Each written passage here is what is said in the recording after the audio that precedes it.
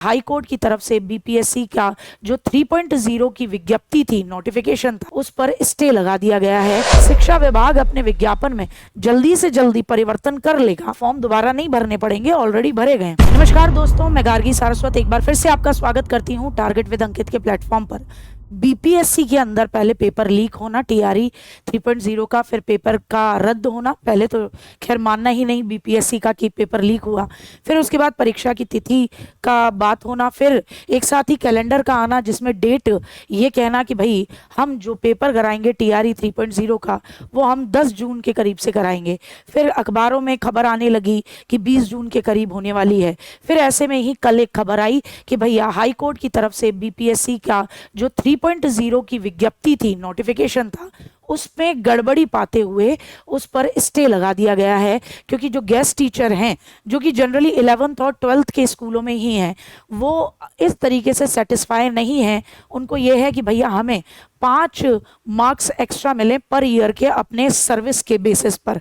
तो ऐसे में उनका ये कहना है कि अगर हमने 5 सालों तक सर्विस की है तो मैक्सिमम 25 नंबर मिलने चाहिए। अब इस बात को लेकर अलग तरीके का हंगामा कट रहा है। बच्चे भी परेशान हैं कि अगर किसी को 25 नंबर का एक्स्ट्रा नंबर ही मिल जाने हैं, उसको 25 नंबर मिल जाने हैं वेटेज में, तो भाई फिर ऐसे तो हम लोगों का सिलेक्शन तो होने से रहा। अब यहाँ एक बात यह है, इधर हाई कोर्ट का स्टे है, तो क्या आगे की तस्वीर निकल कर आ रही है? 3.0 कब होगा और 4.0 कब होगा? 5.0 की भी बातें निकल कर आ रही थी, तो कब होगा? जरा गौर फरमा लेते हैं, फिर मैं आपको बताती हूं कि क्या एनालिसिस निकल कर आ रहा है। तो सबसे पहले तो तीसरा चरण, अतिथि शिक्षकों की याचिका पर आदेश, शिक्षक भर्ती परीक्षा पर हाई कोर्ट की रोक है। देखो, मैंने कल भी बताया था, ये रोक एग्जाम पे नहीं है, ये रोक विज्ञप्ति पर है कि आपके विज्ञापन पे ये गड़बड़ी है कि आप इन लोगों को वेटेज नहीं दे रहे हो। तो ये लोग जो थे गेस्ट टीचर, ये पहुंच गए हाई कोर्ट, और हाई कोर्ट ने उस विज्ञापन पर रोक लगाई है जो 7 फरवरी को आया था। अब ये जो आपका एग्जाम होने वाला था टीआरई 3.0, जिसकी 20 जून की अपडेट हो गई थी, तो ऐसे में ये उसी विज्ञप्ति के बेसिस पर था।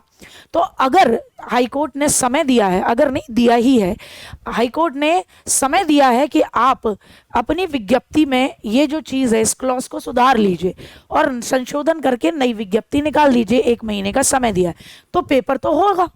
पेपर होने से पेपर पर रोक नहीं है कि जी पेपर ही नहीं कराएंगे, विज्ञप्ति में गड़बड़ी मान रहे हैं तो उस पर रोक है। तो यहाँ 2 चीजें निकल के आती हैं कि उसका संशोधन होना है और इसके लिए 1 महीने का समय दिया है।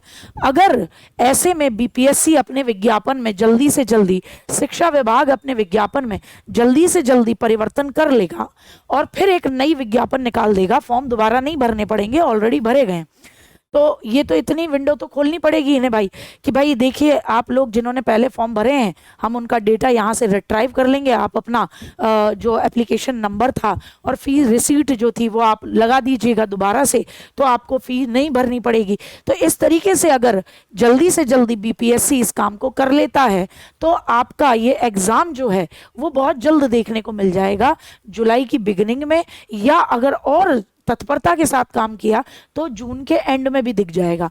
क्योंकि अगर शिक्षा विभाग बीपीएससी आपकी ये कह रहा था कि हम जून 20 से पेपर कराना चाह रहे हैं, तो इसका मतलब पेपर की तैयारियां तो थी। अब बात सिर्फ इतनी सी है कि स्टे लगा विज्ञापन पे, यानी उस विज्ञापन से आप एग्जाम नहीं करा सकते, क्योंकि फिर बसड़ फैलनी है। फिर वही गेस्ट टीचर कहेंगे कि जब देखिए हमारी बात का अभी कोई सुनवाई नहीं हुई है तो इस विज्ञापन पे कैसे हो सकता है। तो या तो आप नई विज्ञप्ति के साथ काम करेंगे, ठीक है, और उसमें पुराने वालों को फॉर्म में कहीं कोई दिक्कत नहीं होगी। एक इमेज तो ये बन रही है, उस हिसाब से भी आपको एग्जाम कराने में अगर आप जल्दी से जल्दी विदिन 10 डेज 20 डेज इस काम को कर लेते हैं, क्योंकि अब बॉल किसके पाले में, बीपीएससी के पाले में, शिक्षा विभाग के पाले में, तो अगर आप जल्दी से जल्दी ये काम कर लेते हैं तो आप जुलाई बिगिनिंग या जून के एंड में अभी भी पेपर करा सकते हैं टीआरई 3.0।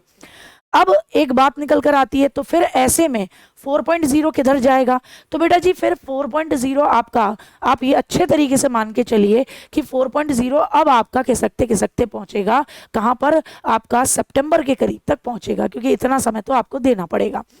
एक इमेज और ये निकल के आ रही है कि ये भी हो सकता है कि बाद में ये लोग ये सोचें, अगर टीआरई के इस विज्ञप्ति पर जल्दीबाजी में ना सोच रहे हैं तो फिर हो सकता है ये साथ में विज्ञापन निकालें टीआरई 3.0 4.0 का, लेकिन इस पे क्या है थूथू ज़्यादा हो जाएगी।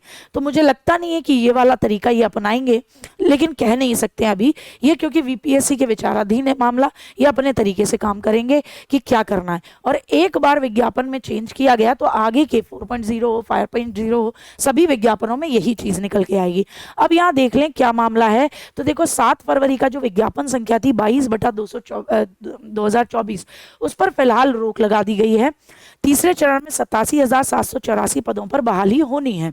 यहाँ अनुबंध शिक्षक यानी कॉन्ट्रैक्ट पे जो टीचर होते हैं और अतिथि शिक्षक दोनों एक समान है।